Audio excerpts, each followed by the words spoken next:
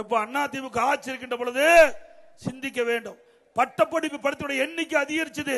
2011 அம்மா முதலமைச்சர் ஆகும் போது 132 பேர் உயர்கல்வி படிச்சுட்டு இருந்தாங்க.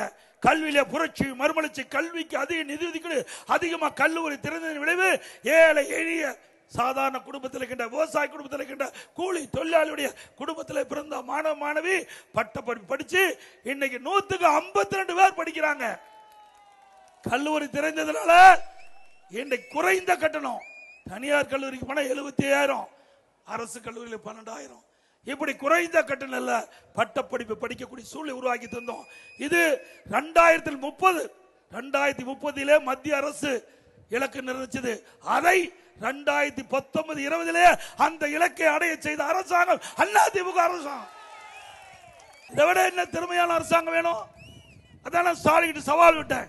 திரு ஸ்டாலின் அவர்களே, அதிமுக ஆட்சியில் ஒன்னும் செய்யலன்னு சொல்றீங்களே, நீங்க ஒரு மேடை போடுங்க. அந்த மேடையில நான் வர்றேன். எங்களுடைய ஆட்சியில் செய்த சாதனை சொல்றேன். உங்களுடைய ஆட்சியில் செய்த சாதனை சொல்லுங்க. மக்கள் தீர்ப்பு கொடுக்கட்டும்.